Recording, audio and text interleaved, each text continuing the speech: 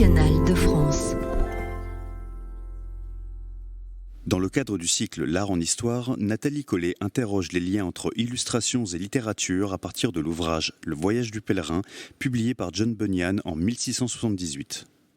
Bonsoir, donc bienvenue à la BNF. Nous allons clore notre premier cycle de l'art en histoire, donc un cycle de conférences que nous avons inauguré cette année autour de thématiques entre la peinture, la poésie, la littérature, donc des liens entre art visuel et narration. Donc pour cette dernière conférence consacrée autour de la figure de Voyage du pèlerin de John Bunyan, j'ai voulu donc inviter Nathalie Collet, qui est maîtresse de conférence à l'université de Lorraine et qui est également maîtresse de conférence et titulaire, habilitée à diriger des recherches et qui dirige actuellement le laboratoire IDEA. Donc c'est interdisciplinarité dans les études anglophones. Voilà. Donc c'est une spécialiste de l'histoire du livre et également de la poésie anglaise et qui est quand même très à l'aise dans la poésie anglaise et surtout qui a étudié l'illustration, la mise en image de ces textes, et c'est là que ça va nous intéresser, donc ces relations entre art visuel et texte. Pour finir, je voudrais rajouter que l'année prochaine, nous allons continuer ce cycle de conférences L'art en histoire. Nous aurons à nouveau 3 conférences dans l'année, aux mêmes horaires et au même lieu. Et nous travaillerons autour de la notion d'identité d'artiste, et toujours parfois en lien avec des expositions, donc soit à la BNF ou soit hors les murs, pour réfléchir un petit peu à ces notions d'histoire des arts. Et vous pouvez également retrouver donc ces conférences soit sous la forme de podcasts ou de vidéos sur le site de la BNF, mais le plus simple pour les trouver, donc c'est de taper dans un moteur de recherche BNF, conférence l'art en histoire, podcast, et là vous allez pouvoir trouver ces mises en ligne. Voilà, donc je vous souhaite d'écouter la proposition de Nathalie, et à la fin de la conférence, donc vous aurez des questions et je serai là pour passer le micro. Voilà, donc je te laisse la parole. Merci Isabelle, merci beaucoup. En parlant de micro, est-ce que celui-là fonctionne ? Oui ? Ok, bonsoir. Un grand merci à Isabelle Lepape et à son équipe de m'accueillir. Merci à la BNF, je suis très heureuse d'être ici. Merci à vous d'être présente.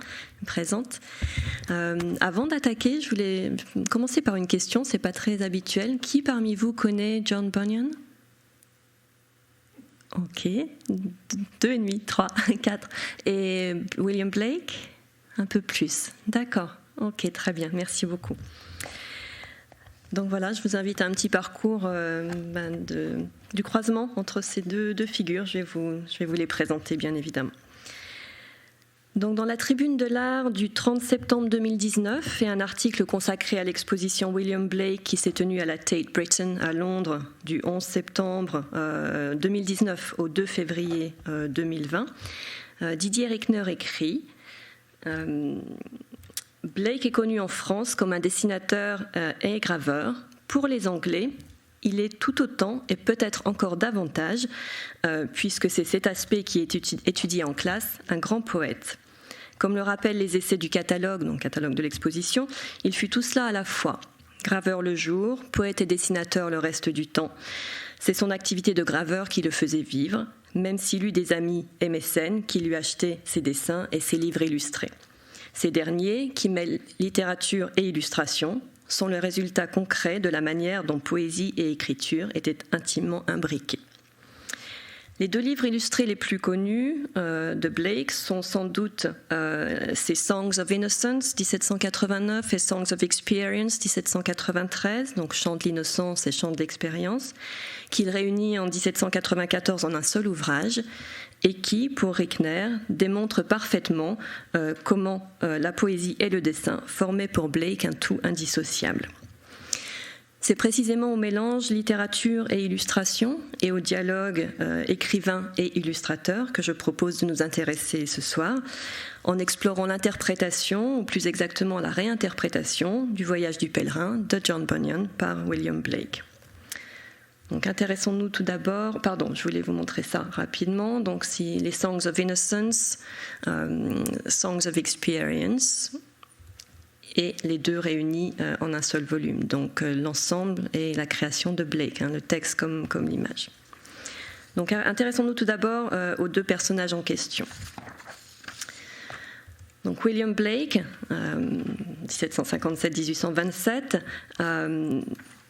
a été présenté dans la vidéo de l'exposition à la Tate Britain, dont je vous parlais tout à l'heure, comme un rebelle, un radical et un révolutionnaire. Si on a le temps tout à l'heure, je vous montrerai la vidéo. Donc, rebelle, radical et révolutionnaire, selon la vidéo de présentation de la plus récente exposition qui lui a été consacrée à la Tate, Blake est aussi souvent présenté comme un mystique et un visionnaire, voire un illuminé. Le poète, essayiste et critique d'art Yves Bonnefoy parle de lui en ces termes. Ce remueur d'intuition, parfois à peine dissible, ce visionnaire comme nous ne savons plus ni ne voulons l'être, cet exalté qui mourut en chantant des psaumes. Donc la citation est tirée de cet ouvrage qui est le catalogue en fait de l'exposition. Peintre-poète ou poète-peintre, graveur-interprète, illustrateur de ses propres œuvres et de celles d'autres auteurs, Blake est l'inventeur de ce qu'il a lui-même appelé, en référence à l'enluminure médiévale, illuminated printing, ou impression illuminée. Il s'agit, selon les termes de Michael Phillips, éminent spécialiste des techniques de gravure et de l'œuvre gravée de Blake et commissionnaire invité de l'exposition Blake organisée par la Tate Gallery à Londres en 2020, puis présentée ensuite au Metropolitan Museum of Art à New York en 2011. Donc il s'agit d'une méthode d'impression révolutionnaire, et je cite Phillips ici, qui lui permet d'imprimer en même temps ses poèmes et les images qu'il avait créées pour les illustrer, à partir de la même plaque de cuivre gravée en relief, au contraire de la méthode habituelle de taille en creux sur sa propre presse. Grâce à cette méthode, Blake, et je cite à nouveau Phillips, devient alors le seul responsable non seulement de la création, mais aussi de la reproduction de ses œuvres, se libérant de la censure et des contraintes du commerce. Au XIXe siècle, l'illustration du livre exigeait en effet deux types de presse à imprimer, une pour le texte et une autre pour les images, et différentes équipes d'ouvriers spécialisés dans leur maniement. Blake fut donc l'inventeur d'un type de gravure en relief impliquant une technique corrosive à base d'acide, dont l'usage intensif lui coûta la santé et sans doute en partie la vie, qui lui permettait de concilier au sens fort du terme, à savoir celui de réunir, d'allier, d'accorder le texte et l'image, le verbe et la figure, les signes linguistiques et les signes iconiques et plastiques. Ça c'est donc le résumé de cet article de Michael Phillips, Printing in the Infernal Method. Il y a un résumé en anglais, un résumé en français, et je vous ai cité une partie de ce résumé à l'instant. Sur la planche numéro 14 du Marriage of Heaven and Hell, donc le mariage du ciel et de l'enfer, qui a été publié vers 1790, Blake décrit le processus en ces termes. Alors vous verrez, je vous ai mis les citations en anglais, donc dans le texte d'origine sur les PowerPoint, et je vous donne une traduction aussi fidèle que possible de vive voix. Donc Blake écrit « Mais il faut d'abord se débarrasser de l'idée que l'homme a un corps distinct de son âme. Je le ferai en imprimant selon la méthode infernale avec des corrosifs qui en enfer sont salutaires et médicinaux, en faisant fondre les surfaces apparentes et en montrant l'infini qui était caché. » Et suit ensuite une citation très connue de William Blake qui dit « Si les portes de la perception étaient nettoyées, chaque chose apparaîtrait à l'homme telle qu'elle est, infinie. » Si vous êtes intéressé par la technique, je vous invite à aller voir le site ce site-là qui a été réalisé par Michael Phillips et la British Library et qui détaille la méthode de gravure en luminure de Blake et en donne un aperçu en image et en vidéo. Si on a le temps, tout à l'heure, même chose, je vous en montrerai un extrait. Pour Yves Bonnefoy toujours, Blake est un prophète de l'écriture qui propose dans son œuvre une synthèse de représentation et de pensée, tout autant qu'une mise en accusation de la pensée conceptuelle, cette approche des choses par leur aspect extérieur qui ne peut assurément que vouer à l'espace géométrique et au temps des horloges, condamnant les 5 sens et tous les autres aux leurres de la mesure, les obligeant à Newton. Pour quiconque s'intéresse au mariage du texte et de l'image, c'est-à-dire à l'illustration dans toute sa splendeur et toute sa fonction, les planches et manuscrits enluminés de Blake sont inestimables. C'est à l'illustrateur d'autres auteurs plutôt qu'à l'auto-illustrateur que je vais m'intéresser aujourd'hui avec vous, et notamment à la réinterprétation du Voyage du pèlerin de John Bunyan proposé par Blake dans ses illustrations. John Bunyan, donc, 1628-1688. Bunyan est peu connu du public français. Il est pourtant considéré par une frange de la critique littéraire comme le précurseur du roman anglais, ou du moins comme un maillon essentiel entre le récit allégorique du Moyen-Âge et de la Renaissance et le genre qui lui succédera et deviendra immensément populaire en Grande-Bretagne au siècle des Lumières, à savoir le roman réaliste, roman d'aventure tout d'abord, puis roman sentimental et ensuite roman gothique. Malgré ses origines modestes et son dévouement à la cause protestante et en particulier puritaine, Bunyan est aussi l'auteur de l'un des récits de fiction anglais les plus connus et les plus étudiés, The Pilgrim's Progress, donc le voyage du pèlerin, en 2 parties. Une première, publiée en 1678, qui relate le pèlerinage de chrétiens, Christian, de la cité de la destruction à la cité céleste, et une seconde, publiée en 1684, qui relate quant à lui celui de Chrétienne, sa femme, et de leurs 4 enfants. Alors là, vous avez la page de titre et le frontispice. Alors pas de la toute première édition, parce que c'est très rare de les trouver combinés, en fait. Donc c'est la 3e édition, 1679, et la première édition pour la 2e partie. Best-seller avant l'heure, ce fut le 2e livre le plus lu après la Bible du XVIIe siècle à la fin du XIXe siècle en Grande-Bretagne et en Amérique. Il fut traduit en plus de 200 langues et disséminé à travers le monde, notamment par les missionnaires anglais au XIXe siècle.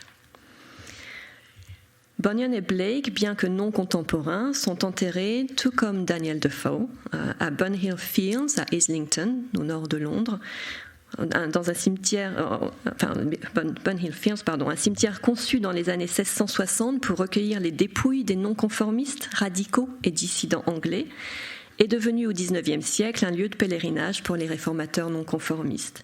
Le poète Robert Southey l'appelait The Campo Santo, la terre sainte des dissidents, et les membres de la Blake Society s'y rendent tous les ans en août à l'occasion de l'anniversaire de la mort du poète. L'influence de Bunyan sur Blake n'a été que très peu étudiée. Il est vrai que Blake ne mentionne que rarement et n'exploite guère Bunyan dans son œuvre poétique, contrairement à Milton, autre grande figure du XVIIe siècle anglais, contemporain de Bunyan, à qui Blake consacra une œuvre poétique tout entière, intitulée Milton a Poem, et réalisée entre 1804 et 1811. Donc là, vous avez un exemple de la page de titre et de la première page du premier livre. Blake fait néanmoins référence à Bunyan et au voyage du pèlerin à plusieurs occasions, de manière tantôt explicite, tantôt implicite. Dans une lettre datée du 4 décembre 1804 et adressée à William Haley, un de ses mécènes et commanditaires, donc vous l'avez reproduite ici, alors à votre droite et la mienne, donc l'original et puis à gauche une transcription. Donc Blake écrit ceci, vous avez le texte en anglais. J'étais sur le point de vous écrire pour vous exprimer mon souhait que 2 ouvriers si inégaux ne soient pas attelés à la même charrue et pour vous donner, si vous le pouviez, de faire le tout par Flaxman, car je pensais que ce serait, pour dire le meilleur de moi-même, comme maître John Milton avec John Bunyan. Le contexte en est le suivant. Blake est alors engagé dans la réalisation de 2 planches pour la vie de Romney, de Haley, sous la supervision de John Flaxman, célèbre sculpteur et dessinateur anglais. Blake se dépeint ici comme un piètre artiste au regard de Flaxman, qu'il rapproche de l'illustre Milton, tout en s'identifiant lui-même à l'humble Bunyan. Et Blake signe ainsi la lettre, donc dans le texte original, et je vous en donne une traduction, encore une fois, aussi fidèle que possible. J'ai perdu la confusion de mes pensées au travail et je suis autant moi-même lorsque je prends le crayon ou le graveur en main que je l'étais dans ma jeunesse. J'ai en effet combattu un enfer de terreur et d'horreur que personne ne pouvait connaître à part moi, dans une existence divisée qui n'est plus à présent divisée, ni en guerre contre moi-même. Je continuerai à voyager dans la force du Seigneur, comme le dit le pauvre pèlerin. Il fait référence ici à la terrifiante traversée de la vallée de l'ombre de la mort qu'entreprend Chrétien dans le voyage du pèlerin et explicitement donc, au personnage. Dans le prospectus de présentation de l'exposition qu'il organisa à son domicile en 1809, Blake écrit à propos de l'hôpital St. Thomas situé près de la Tabard Inn, la taverne d'où partent les pèlerins de Geoffrey Chaucer pour leur pèlerinage vers la cathédrale de Canterbury. Tout misérable solitaire qui demande d'y être secouru est considéré comme un pèlerin pris dans le tourment du voyage de la vie. Blake est d'ailleurs l'auteur d'une fresque représentant les personnages des Canterbury Tales, donc les célèbres contes de Canterbury de Chaucer, que le poète et essayiste Charles Lamb décrivit comme une critique de Chaucer pleine d'esprit, mystique et toute empreinte de vision. Vous avez là donc une reproduction, je suis désolée, là, celle en couleur est un petit peu floue, mais vous avez la version noir et blanc qui est bien plus claire. La version définitive en couleur est datée 1808.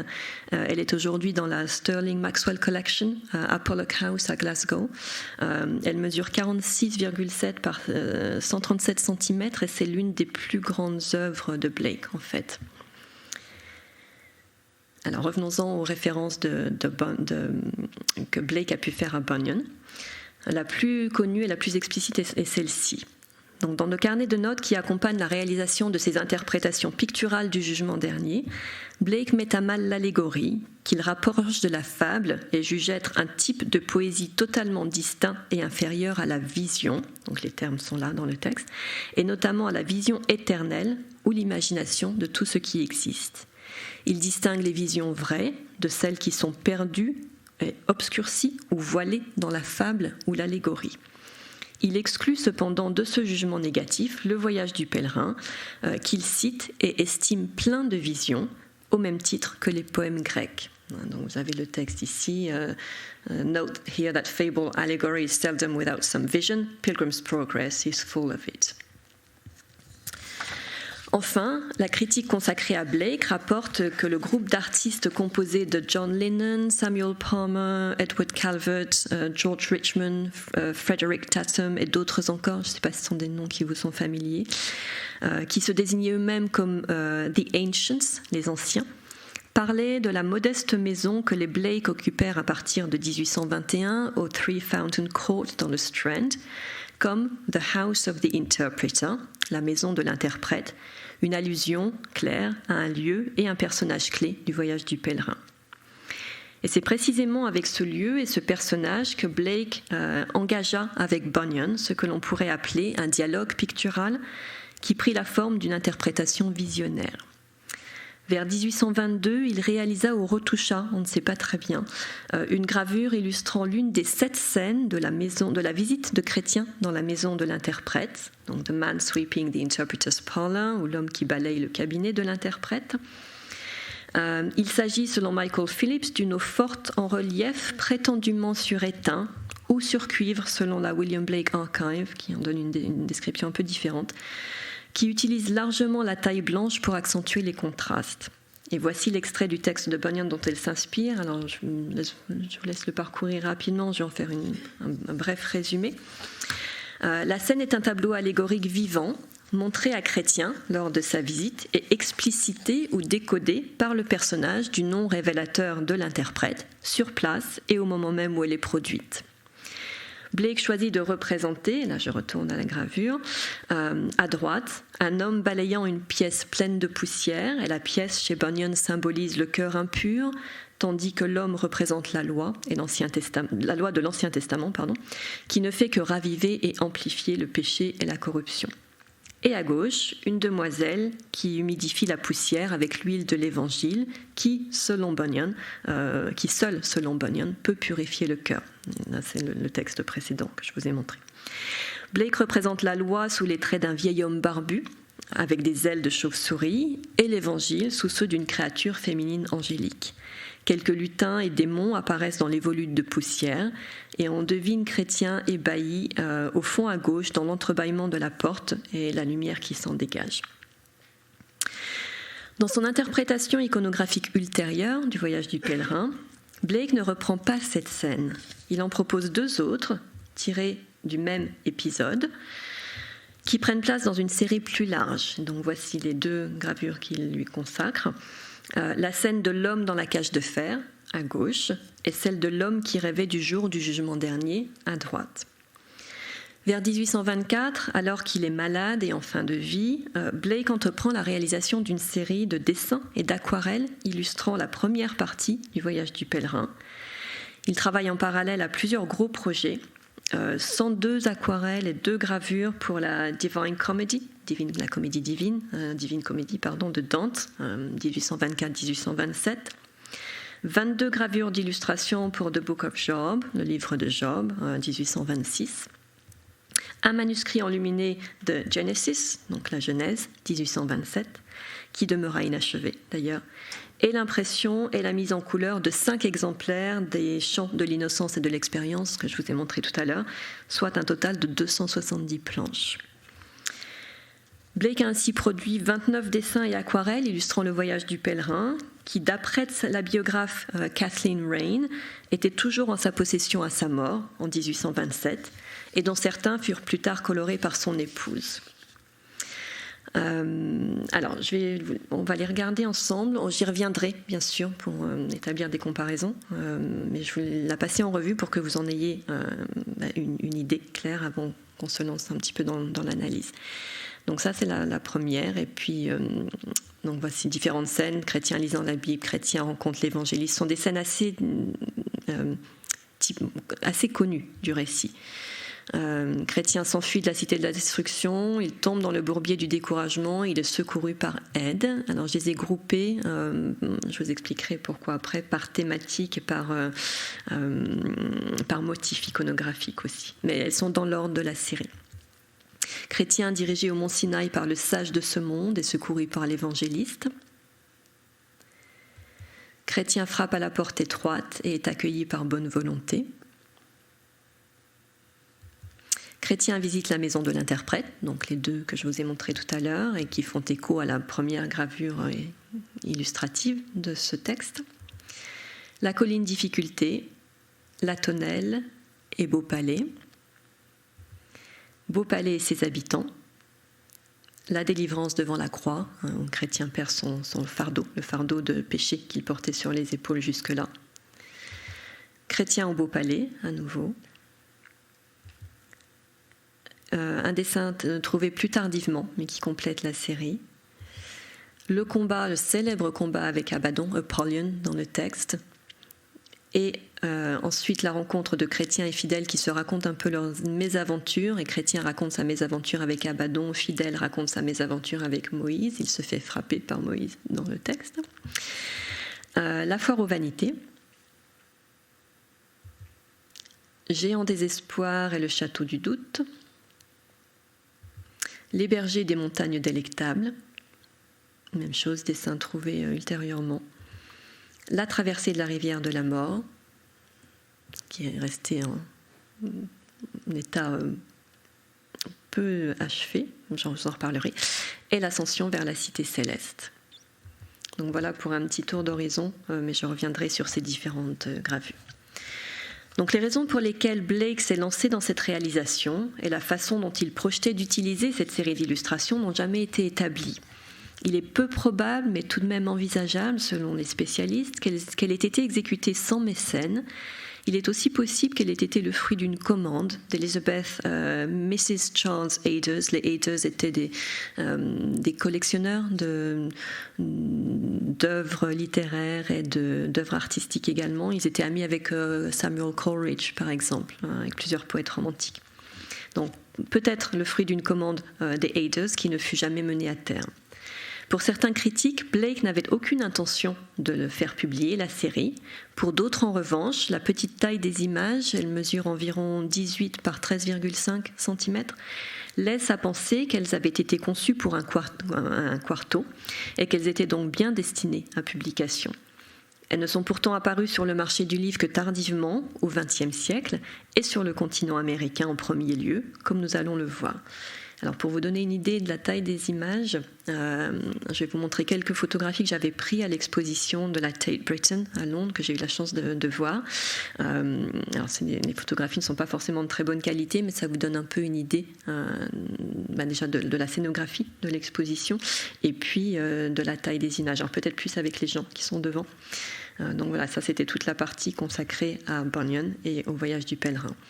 Donc encore une fois, les photos sont assez floues, mais c'est simplement pour vous donner une idée de leur taille.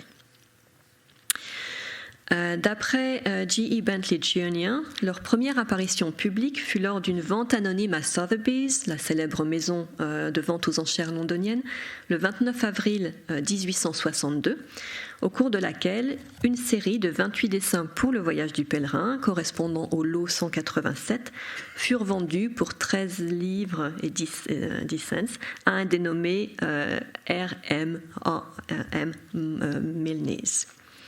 On en trouve ensuite une description par William Michael Rossetti dans Life of William Blake, la vie de William Blake, d'Alexander Gilchrist, publié en 1863. L'écrivain, éditeur et critique littéraire anglais s'y plaint du fait que la plupart des dessins ont été très endommagés par le travail manuel de Madame Blake. Je le cite, « La couleur est peu soignée et lourde dans la plupart, et grossière là où la force est voulue. » Puis on perd à nouveau la trace de cette série et elles ne réapparaissent que dans les années 1940 à New York. Tout d'abord, dans une édition du Voyage du pèlerin, introduite par Sir Geoffrey Keynes, éditée par J.B. Harrison et publiée par The Spiral Press pour The Limited Editions Club en 1941. Vous avez les détails bibliographiques ici. Ensuite, en 1942, dans une version réduite de la publication précédente, produite par The Heritage Press, qui présente 12 des 28 dessins proposés précédemment, et ce sont en fait les plus aboutis qui sont proposés. Là, vous avez donc la page de titre et le frontispice. Et ici, alors c'est pas très lisible, je suis désolée, mais simplement pour vous donner une idée, donc les 28 planches, les titres des 28 planches qui apparaissent dans l'édition de 1941 et les titres des 12 planches qui apparaissent dans l'édition de 1942. Donc, ces deux éditions new-yorkaises, et enfin une troisième, alors j'ai malheureusement pas de photo pour celle-ci, 16 de ces gravures, enfin dessins plus exactement, apparurent dans une édition publiée par Dodd et Mead avec une introduction de A.K. Adams et un essai sur Bunyan par Thomas Baddington Macaulay en 1968, à New York également, et dans la collection que vous connaissez peut-être qui s'appelle Great Illustrated Classics. À peu près à la même époque, les dessins de Blake furent exposés à la galerie Knoedler à New York en 1941 et au musée Cleveland dans l'Ohio, puis vendus à la Frick Collection à New York, où ils ne furent exposés qu'en 1981. Et là, vous avez des références à ces deux expositions. Donc à la Knoedler, avec un catalogue Watercolors by William Blake for Bunyan's Pilgrim's Progress, donc octobre-novembre 1941, et puis à la Frick Collection, 1er septembre, 1er novembre 1981. Et cette deuxième exposition était faite en complément d'une exposition des aquarelles et livres enluminés de Blake, alors à la Morgan Library. Le 14 novembre 1996, ils furent proposés à Sotheby's à nouveau par la Frick Collection, avec en plus un dessin du Paradis reconquis de Milton. Il s'agissait du lot 243 qui avait été estimé à entre 260 000 et 340 000 livres à l'époque. Et ils ont été vendus à un collectionneur anglais anonyme. Tout récemment, en 2020, la Folio Society a publié une édition limitée prestigieuse du texte de Bunyan, assortie de 28 des aquarelles les plus achevées de Blake. Donc, vous avez les détails ici, The Pilgrim's Progress, with the watercolor illustrations by William Blake. 750 exemplaires numérotés à la main, protégés par un étui cartonné, recouvert de tissu et rehaussé d'une illustration en couleur, vous en avez un visuel ici, sont sortis des presses de la célèbre maison d'édition londonienne. Chaque volume mesure 32,4 par 28,4 cm, donc c'est un beau volume, et compte 24 pages d'introduction et 384 pages de texte et d'illustration, et il est vendu au modeste prix de 295 livres. Donc voilà, quelques visuels pour la page de titre, le frontispice et puis une des illustrations. Sans doute du fait du peu de visibilité dont elle a bénéficié sur le marché du livre comme de l'art, la série d'illustrations de Bunyan par Blake a longtemps été peu étudiée. Alors, je vous ai mis des références bibliographiques ici qu'on pourrait vous transmettre si besoin. Alors, je dis un grand merci à Isabelle qui a monté tout un petit livret de références, un livret bibliographique.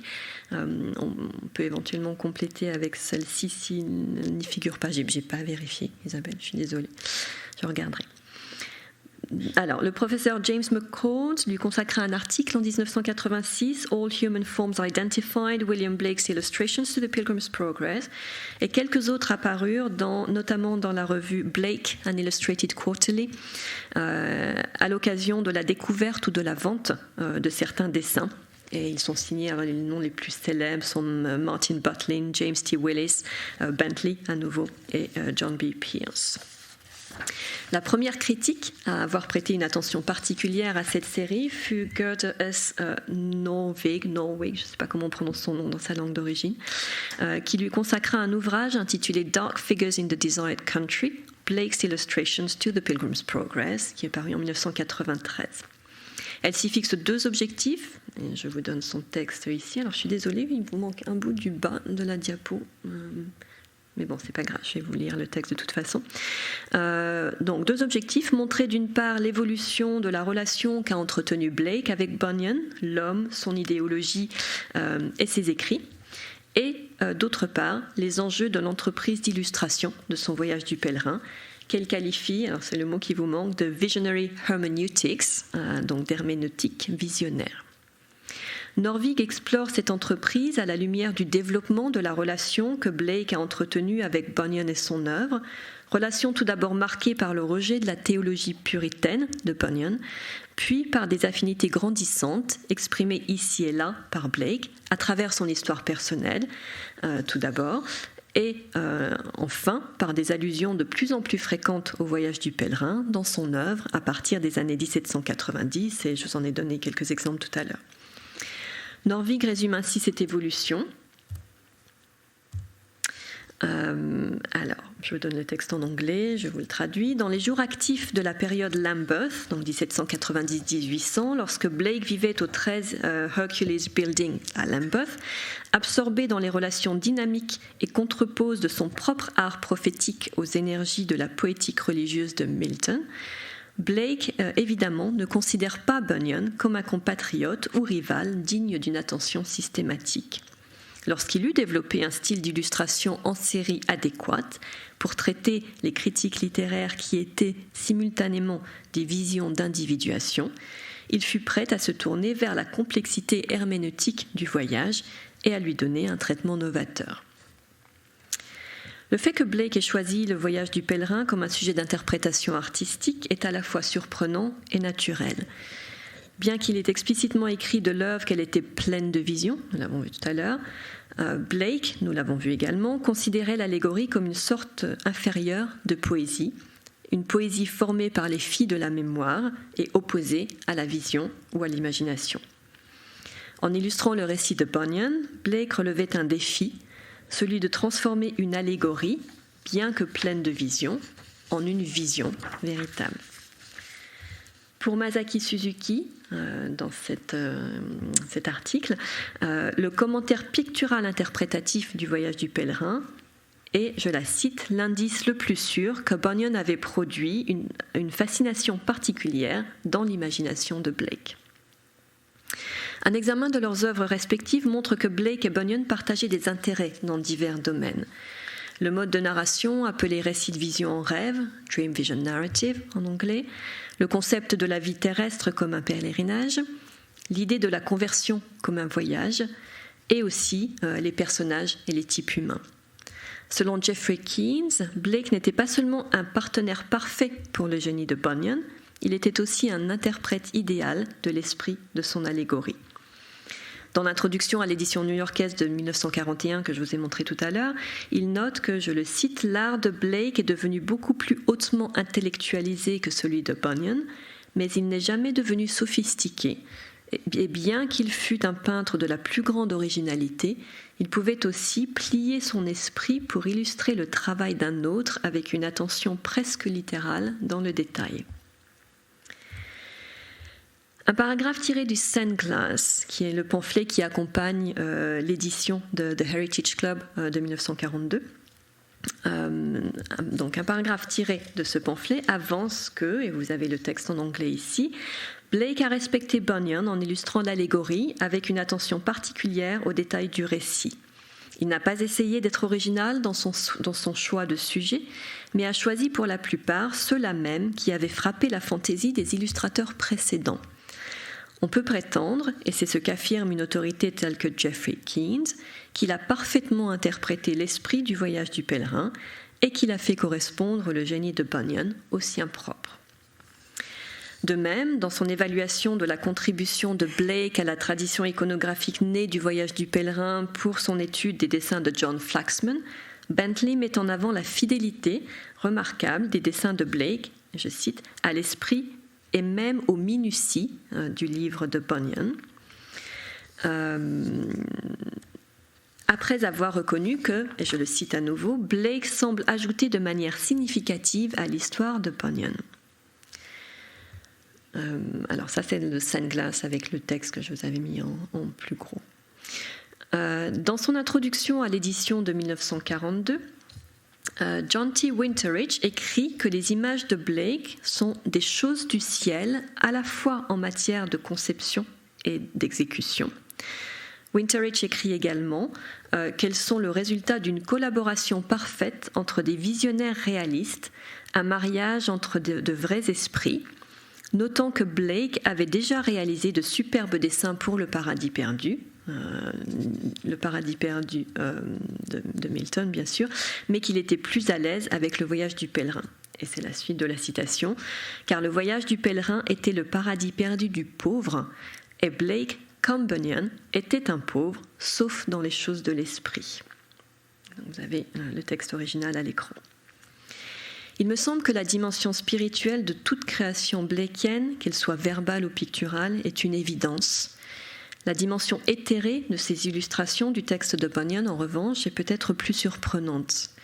En effet, en dehors des êtres de lumière qui viennent à la rencontre de chrétiens et de ses compagnons sur le chemin ou dans les lieux qu'ils visitent, et en dehors de l'ascension vers la cité céleste qui clôt le récit, la majeure partie du récit se situe ici-bas, dans un paysage et des lieux bien concrets, tous allégoriques certes, mais tous présentés par l'auteur et par son narrateur comme étant bel et bien physiques.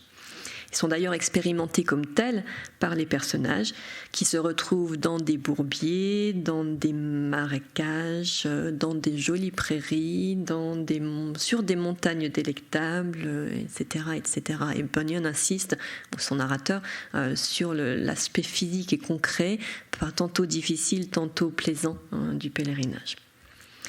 Le mérite de Blake dans cette entreprise d'illustration et d'avoir fait ressortir l'autre versant de l'allégorie, à savoir son versant immatériel et spirituel. Norvig présente Blake comme un illustrateur interprétatif qui travaille en révisant la production d'artistes précédents et qui entreprend de critiquer, par sa propre interprétation artistique, non seulement le texte source de Bunyan, mais aussi les illustrations existantes.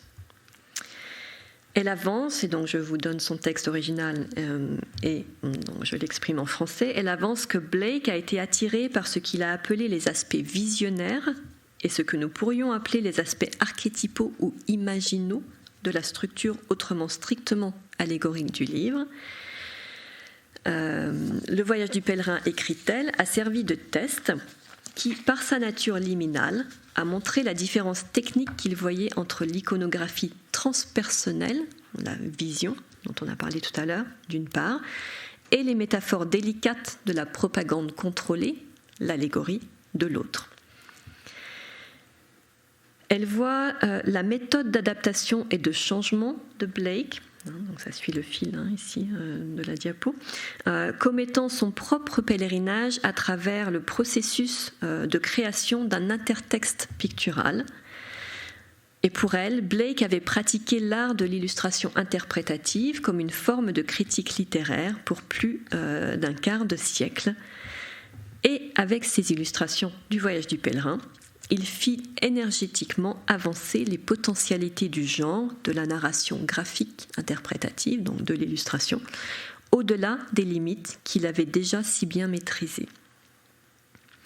La posture révisionniste de Blake est visible en premier lieu, et là je vais peut-être vous remettre quelques images sous les yeux pour que l'on puisse voir ça plus directement. Donc la posture révisionniste de Blake est visible en premier lieu dans le choix du matériau soumis à interprétation, qui est non seulement le texte de Bunyan, mais aussi les illustrations qu'il a générées avant 1824. Il est perceptible en second lieu dans son traitement de ce double matériau, textuel et iconographique. En donnant sa propre interprétation picturale du voyage du pèlerin, Blake transpose en images non seulement les mots et l'univers fictif de Bunyan, mais aussi le traitement iconographique qu'en ont fait les illustrateurs qui l'ont précédé.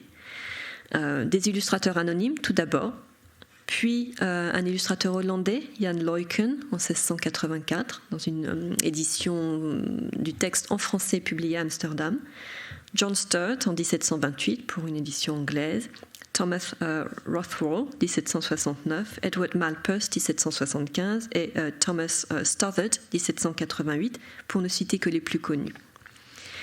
Blake donne donc de ses prédécesseurs une réinterprétation collective et englobante et propose une vision du récit à la fois nouvelle et ancrée dans la tradition iconographique qu'il a déjà générée. Alors on regardera tout à l'heure des exemples de ces illustrations précédentes et on les comparera avec celles proposées par Bunyan. Je vous en donne un exemple ici. Il est à noter que dans sa réinterprétation iconographique et picturale de Bunyan, Blake double le nombre d'illustrations traditionnellement présentes dans les premières éditions illustrées de l'œuvre. Vaste entreprise, dans les premières éditions illustrées de l'œuvre, excusez-moi, qui en comportaient en moyenne 14. Alors, il me manque ici... Non, je reviens une minute sur Norvig. Norvig voit l'initiative de Blake comme une vaste entreprise. Est-ce que vous l'avez là ?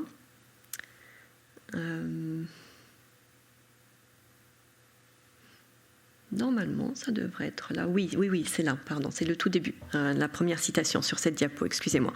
Donc, comme une vaste entreprise de publicité de la différence entre lui et ses prédécesseurs, et peut-être aussi comme une vantardise ironique de la part de Blake que son commentaire graphique avait 2 fois plus de valeur et 2 fois plus d'énergie que le travail des illustrateurs standards contraints par la convention des 14 planches. Elle identifie une double intention potentielle de la part de l'artiste, un esprit ludique, naturel, assorti d'une dérivation originale audacieuse d'une part, donc natural playfulness, vous avez en point 3, et un mode de critique sérieux de l'autre, mode of serious criticism. Cette entreprise de critique interprétative était pour Blake, selon Norvig, une façon de remettre en cause et d'amender la vision herméneutique limitée de ses prédécesseurs. C'était aussi, toujours selon Norvig, une façon de souligner le leitmotiv de la réplication maintenue de diverses manières dans la glose picturale de Blake sur la fable onirique de Bunyan. Le fait que les dessins de Blake n'aient pas été publiés avec le texte de Bunyan de son vivant, comme c'est d'ailleurs le cas avec ceux de Thomas Stothard, je vous en montrerai des exemples tout à l'heure, 1788, il a réalisé 16 dessins en 1788, et de John Flaxman, qui en a réalisé une quarantaine dans les années 1790, qui pour la plupart sont restés inachevés. Donc le fait que les dessins de Blake n'aient pas été publiés avec le texte de Bunyan de son vivant semble indiquer qu'ils avaient été conçus comme une narration graphique interprétative, un interpretive graphic narrative, pour reprendre les termes de Norvig, qui pouvait non seulement raconter le texte source, mais aussi constituer un texte lisible, parallèle ou concurrent, un volume en réponse à l'original, doué d'un ordre narratif distinct, agencé pour faire ressortir et déplacer des éléments de l'original. Alors, je vous montre à présent donc, quelques-unes de ces plus anciennes gravures, donc de ces précédents iconographiques que Blake a repris, modifiés, altérés à sa guise. Donc ça, c'est le très célèbre portrait du narrateur endormi qui a été intitulé The Dreamer ou bien The Sleeping Portrait. Là, vous avez la version de 1679 par Robert Wright, qui était un célèbre graveur de l'époque, et la version de Blake. Et on voit, je vais vous en reparler dans une minute, que Blake a notamment changé le format. Il a opté pour un format paysage plutôt que portrait, pour un frontispice qui était standardisé, qui était jugé comme un élément clé de toute édition illustrée de l'époque et qui est apparu dans de nombreuses versions, imitations, copies, et qui apparaît encore aujourd'hui dans certaines éditions. Donc celui de gauche, et vous avez la version de Blake à droite. Alors, je parle ici d'éco-iconographique, donc entre 1680, les premières illustrations anonymes du voyage, jusqu'en 1824. Alors, vous avez à gauche la première interprétation de la rencontre entre chrétiens et évangélistes, au tout début du récit. Donc 1680, au milieu l'interprétation de John Sturt. Alors ça, c'est une édition de 1741, mais l'original date de 1728. Et la réinterprétation par Blake. Donc je vous laisse apprécier, on peut en reparler dans la discussion si vous le souhaitez, les différences, les variantes, les choix, les choses laissées de côté, les choses reprises des anciens illustrateurs. Ici, c'est l'arrivée de Chrétien à la porte étroite, alors qui a été illustré dès le début de la mise en image du récit de Bunyan, donc 1680, avec l'illustration de gauche. Les premières images étaient assorties de quatrains, qui résumait en fait la scène représentée et qui apparaissait parfois dans le texte également des éditions, illustrées comme non illustrées d'ailleurs, du voyage du pèlerin. Au milieu, c'est une édition un petit peu plus tardive, des années 1769 je crois, et l'interprétation de Blake, alors qui double ici la scène. Il donne deux interprétations iconographiques à une scène qui n'avait été précédemment illustrée que par une image. Ça, c'est aussi typique de sa série. Souvent, il double le commentaire iconographique. Il en fait deux interprétations et pas une. Donc là, il y a l'arrivée de Chrétien à la porte, qui doit frapper à la porte. Il frappe longtemps. Et goodwill, donc bonne volonté, qui vient lui ouvrir et l'accueillir. Donc c'est deux moments importants. C'est l'accueil qui marque l'accueil du pèlerin dans cette communauté. Ici, c'est l'arrivée de Chrétien à la croix, alors, qui a été très illustrée aussi. Vous avez différentes versions ici. Je ne vous ai donné que les versions d'avant Blake, bien sûr, avec ou sans la croix, d'ailleurs. Et Blake lui préfère alors le sépulcre dans lequel tombe le fardeau que Chrétien portait jusque-là sur les épaules, et une vision du Christ, plutôt que la croix elle-même. L'expérience de la croix, alors je vous parlais de Thomas Stothard tout à l'heure, vous connaissez peut-être, donc, qui a produit 16 dessins en 1788, qui ont d'abord été diffusés sous forme de portfolio et pas tout de suite dans une édition illustrée. La grande différence entre Stothard et Blake, Stothard a également illustré la deuxième partie du récit, qui avait déjà été illustrée également, mais moins que la première. et il consacre la moitié des illustrations à la première partie du récit, la moitié à la deuxième. Blake, étrangement, peut-être n'illustre pas la deuxième, peut-être parce qu'il n'a pas eu le temps de le faire, on ne sait pas, on n'a pas de témoignage sur ce fait. Donc, l'expérience de la croix par Stothard et à nouveau par Blake. Donc, je vous laisse apprécier encore une fois les variantes entre les deux. Et là, vous avez l'interprétation de John Flaxman, que j'ai mentionné plusieurs fois tout à l'heure, donc qui date à peu près 1792, et même chose en écho également aux interprétations précédentes. Flaxman fait le choix d'accompagner la croix de créatures angéliques qui accompagnent Chrétien sur une partie de son chemin.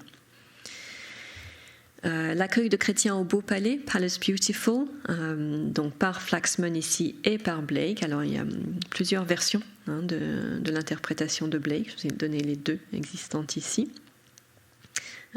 Intéressante d'ailleurs, quand on connaît les processus de gravure et l'inversion nécessitée entre le dessin et la planche imprimée. Là on a les deux versions. Le célèbre combat entre Chrétien et Abaddon, donc Apollyon, qui a été beaucoup illustré. Donc vous avez alors tout en haut à gauche, c'est en fait une des illustrations de Jan Luyken que j'ai cité tout à l'heure, illustrateur hollandais, qui a été reprise, copiée dans des éditions anglaises par la suite, et une autre version anglaise. Alors je suis désolée, l'image n'est pas très visible parce que c'était un petit volume, mais qu'on ne peut pas plier pour aller chercher toute la substance de l'image pour ne pas l'abîmer. En dessous, donc Stothard, l'interprétation de Stothard qui choisit le moment de la fuite d'Abaddon, et la version de Blake qui a d'ailleurs été reprise, vous l'avez peut-être vu, en image de couverture dans certaines éditions du Voyage du Pèlerin en anglais, notamment par Penguin Classics, je crois, et qui a été reprise aussi comme alors un détail elle a été en fait réinterprétée, cette image, sous différentes formes, notamment sous la forme d'un vitrail dans une église, alors que je ne dise pas de bêtises, en Écosse il me semble, et également utilisée sur la couverture du Oxford Handbook of John Bunyan. Donc elle a circulé, elle a été reprise sous différentes formes. Là, je vous ai mis une capture écran si vous faites une recherche pour ce combat, l'illustration de ce combat. Voilà une partie de ce qui peut en ressortir. Là, vous avez également des illustrations qui ont suivi, qui datent d'après Blake. Donc, c'est une scène qui a été très souvent illustrée en noir et blanc, en couleur, différentes versions. Donc, encore une fois, format portrait, format paysage, différents moments de la scène du combat et différentes facettes de cet épisode clé du pèlerinage. Ici, le géant Désespoir, Giant Despair, je me rends compte que je vous l'ai mal écrit, ici ou dans la diapo précédente, donc excusez-moi pour la typo. Le château du doute, la première gravure illustrant le récit, 1680, gravure anonyme, donc à gauche, donc assortie du quatrain dont je vous parlais tout à l'heure. C'est très intéressant d'ailleurs ce format qui rappelle les livres d'emblèmes de la Renaissance, avec le titre, l'image et l'explication en dessous. C'était vraiment le schéma typique des livres d'emblèmes, du moins des livres d'emblèmes illustrés, donc la deuxième phase des livres d'emblèmes. Et une fois encore, Blake choisit d'en donner deux versions, enfin d'illustrer deux moments de cet épisode. L'enfermement des pèlerins dans le donjon du château et la fuite des pèlerins grâce à la clé qui est la prière et l'espérance, la double clé. Vous avez là l'interprétation de John Flaxman, donc 1792, à gauche, avec des échos assez intéressants entre Flaxman et Blake. Alors, qui avait vu, est-ce que Blake avait pu voir les dessins de Flaxman? C'est possible parce qu'ils se côtoyaient, ils travaillaient ensemble. Mais dans quelle mesure Blake a été influencé par Flaxman? Malheureusement, pas de preuves de cela dans la critique, dans les recherches qui ont pu être faites sur le sujet. Mais bon, les parallèles sont quand même assez évidents. Les bergers des montagnes délectables, donc la première illustration de la scène, gravure anonyme, 1680 toujours, et la version de Blake, même chose, ce changement de format qu'il a pratiqué assez couramment dans sa série. La traversée de la rivière de la mort avant l'ascension vers la cité céleste. Alors en haut à gauche, l'illustration de Jan Luyken, 1685. À droite, celle de John Sturt, 1728. Et en dessous, celle de Edward Malthus, 1775.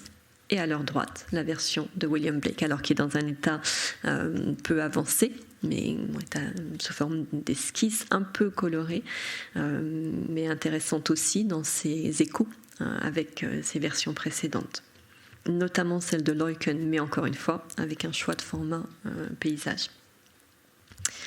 Et puis, donc pour terminer, l'ascension vers la cité céleste, donc la première gravure anonyme à avoir représenté la scène, et la version de William Blake en 1824. Et on reconnaît là, si vous êtes familier de Blake et de ses dessins, les figures éthérées, angéliques, ascensionnelles, que l'on retrouve beaucoup dans son œuvre. Il me semble que non, vous avez celle-ci aussi, donc la version de Stothard, qui diffère assez significativement de celle de Blake ici, contrairement à ce qu'on avait pu voir précédemment. Voilà. Et ça, ce sont les premières séries. Je suis désolée, ça fait des toutes petites images, mais c'était pour que vous ayez une idée des séries dans leur intégralité. Une première série anonyme, donc 1680. C'était un morceau des 14 gravures qui avaient été produites. Elles ont été en fait intégrées à des éditions. Il y en a d'abord eu une, ensuite 3, ensuite 5, 8, et graduellement on a eu les 14 pour des raisons de coût, bien évidemment, de production, de circulation des images différentes de celles que l'on connaît aujourd'hui, bien évidemment. Donc ça, c'est la toute première série anonyme. Ça, c'est celle de Luyken, donc Jan Luyken, 1685, dont je vous ai parlé. Les séries anglaises suivantes font un mix entre la première série anglaise et la série hollandaise. Donc il y a un petit panachage des deux. Toujours par un graveur anonyme, donc 1688 ici. 1695, là, vous avez vraiment le mix. Si vous regardez, par exemple, Chrétien et Abaddon, Apollyon, c'est celle de Luyken. Ici, même chose pour la traversée de la rivière de la mort. C'est l'illustration de Luyken qui est imitée, copiée dans cette série anglaise. Et puis, John Sturt, 1728, là, on se démarque des illustrations anonymes qui ont rythmé les éditions illustrées jusqu'à cette époque. Et puis ça, on y reviendra tout à l'heure. Donc, l'un des aspects frappants de la série dessinée par Blake est qu'elle reprend des moments textuels qui avaient déjà été sélectionnés par les illustrateurs précédents. La façon dont Blake aborde ces moments est cependant très particulière et unique, bien évidemment. Tout d'abord, contrairement à la plupart de ses prédécesseurs, et je vais peut-être revenir sur des images qui montrent Blake exploite le potentiel narratif non seulement des images individuelles, mais aussi du récit global qu'elles forment. En d'autres termes, ces dessins constituent une véritable séquence d'illustrations qui se suivent et se font écho à travers des motifs iconographiques récurrents. Et là, il faudrait qu'on revienne en arrière vers la série complète. Donc, je vais le faire rapidement pour que vous ayez une idée de cette progression en images, justement, de ce récit en images. Donc ici, voilà, à partir du frontispice, et ensuite l'idée d'une narration en images qui peut être lue indépendamment du texte. Alors évidemment, toute personne intéressée par la série ou potentiellement intéressée par la série aura lu ou entendu parler du voyage du pèlerin et aura au moins des scènes en tête.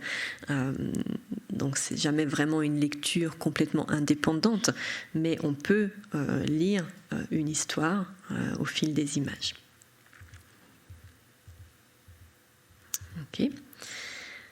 Donc, ces dessins constituent une véritable séquence d'illustrations qui se suivent et se font écho à travers des motifs iconographiques récurrents. Ils racontent une histoire de manière quasi autonome et pas seulement en lien avec le texte source, ni en tant que composant d'un livre illustré. Le simple fait qu'ils n'aient longtemps pas été publiés semble confirmer leur aspect délibérément narratif et autonome, du moins en tant que série graphique.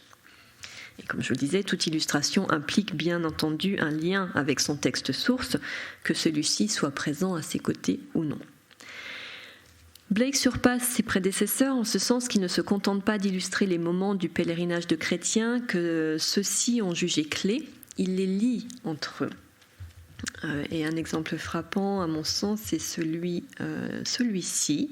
dans la gestuelle du personnage, dans le drapé du vêtement aussi, qui laisse deviner d'ailleurs le corps nu de chrétiens, hein, les corps typiques de Blake, que vous connaissez sans doute. Et celle-ci également, on retrouve le motif du feu, du mont Sinaï, vers lequel Chrétien est dévié par un personnage mal intentionné. Donc Blake ne se contente pas d'illustrer des moments du pèlerinage, il les lie entre eux de manière graphique. Tout d'abord, il exploite, nous l'avons vu, et alterne le format portrait-paysage de la feuille de papier et du dessin. Ensuite, il organise les images par paire ou par groupe de 3, se rapportant à la même étape du parcours du pèlerin, créant ainsi des échos entre elles et les scènes qu'elles traduisent. Ces échos apparaissent ou transparaissent d'un dessin à l'autre, au travers des actions, des positions, des gestes et des vêtements des personnages, ainsi que dans les décors dans lesquels se déroulent les scènes, les éléments architecturaux parfois, les éléments topographiques et naturels qui les composent, et les différentes couleurs et nuances dans lesquelles elles sont dessinées. Donc, je me permets de vous les repasser tout en les commentant. Parmi les éléments unificateurs que l'on peut discerner dans la série malgré son état inachevé, figurent donc des éléments compositionnels, iconographiques et plastiques. On remarque également chez Blake un contraste marqué entre la représentation des ennemis de chrétiens, alors Abaddon en particulier, les habitants de la foire aux vanités, ici le géant désespoir là, et celle de ses guides, l'évangéliste, on l'a vu tout à l'heure, aide, bonne volonté, les bergers et les êtres de lumière. Les premiers sont dotés de corps solides et substantiels, tandis que les seconds prennent la forme d'apparitions étranges et surnaturelles.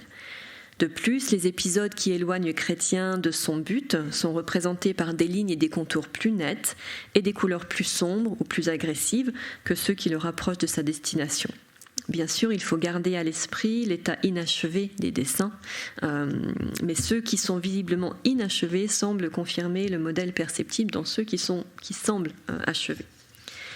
Dans son traitement des êtres et des événements terrestres, le crayon, le pinceau et les pigments employés par Blake paraissent plus lourds que dans son traitement des êtres célestes. Il semble que ce mode de représentation varié des différents composants de l'allégorie permette à Blake de mettre en évidence leur nature distincte, et de suggérer aux spectateurs le chemin et la ligne de conduite à suivre par opposition à ceux à laisser derrière. Ainsi, le traitement de la substance de l'allégorie de Bunyan, qui se veut à la fois matériel et immatériel, littéral et figurative, implique un codage pictural contrastif de cette substance. Nous pouvons donc conclure avec Norvig que la série de Bunyan n'illustre pas seulement, mais est une progression narrative dans laquelle l'acte de pèlerinage appartient à l'œil et l'esprit du spectateur, et pas seulement à ceux de chrétiens. La tactique de représentation, the tactics of representation, selon les termes de Norvig, mise en œuvre par Blake dans ses dessins, est peut-être un moyen pour lui de représenter le mode allégorique tout en se libérant de l'imagerie de contrôle du texte. Le motif du double voyage, physique et spirituel, le thème de la progression et le récit de la vision en rêve sont tous illustrés dans la série. Mais le traitement que Blake leur réserve leur confère une dimension éthérée et une aura spirituelle qu'aucun illustrateur avant lui, à l'exception peut-être de Stothard, n'avait réussi à créer, ni même à suggérer.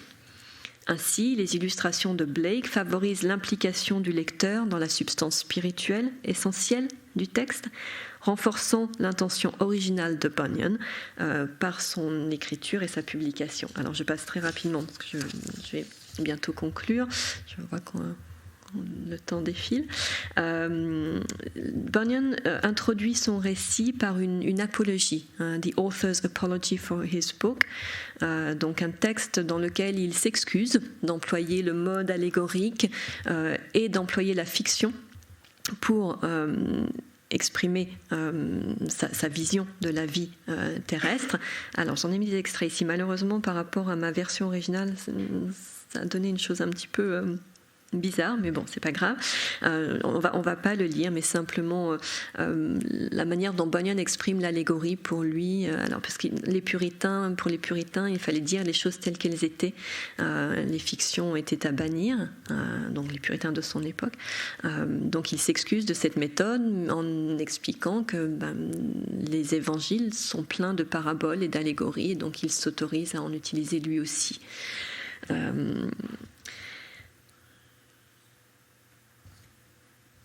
Donc, en abordant un texte qu'il avait jugé plein de visions, Blake entreprit de transformer l'expérience visionnaire du narrateur en expression visionnaire.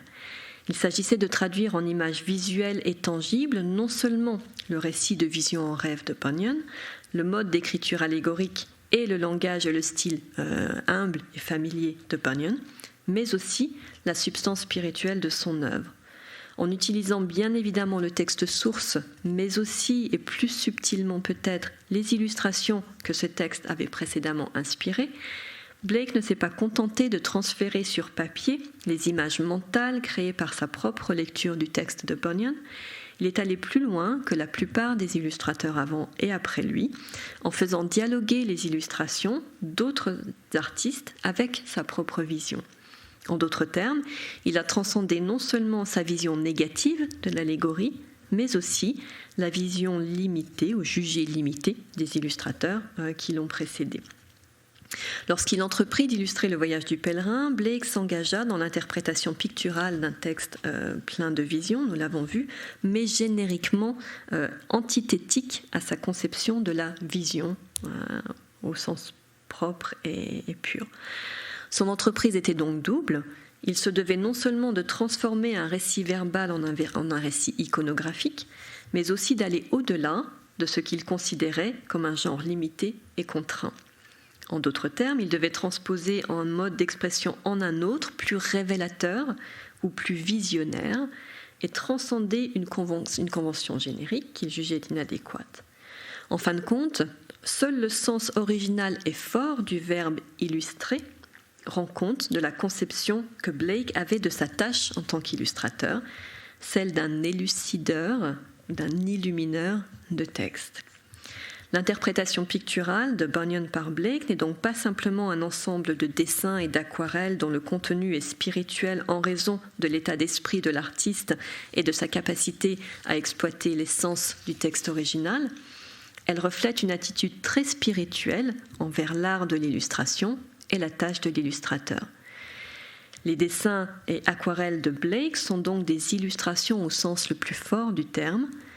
Du point de vue de l'artiste, d'une part, ce sont des visions nées du texte source, et du point de vue du spectateur, d'autre part, ce sont des illuminations de ce texte, des images destinées à le mettre en lumière et à éclairer ses lecteurs.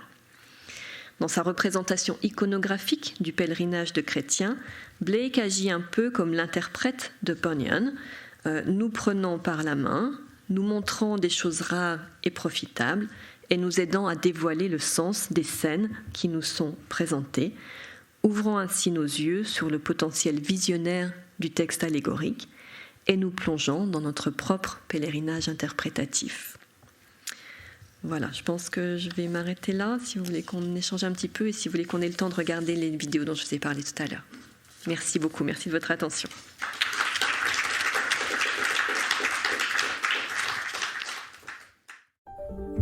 Vous venez d'écouter un podcast de la Bibliothèque nationale de France. Retrouvez les conférences, rencontres et créations de la BNF sur toutes les plateformes de podcast ainsi que sur le site bnf.fr.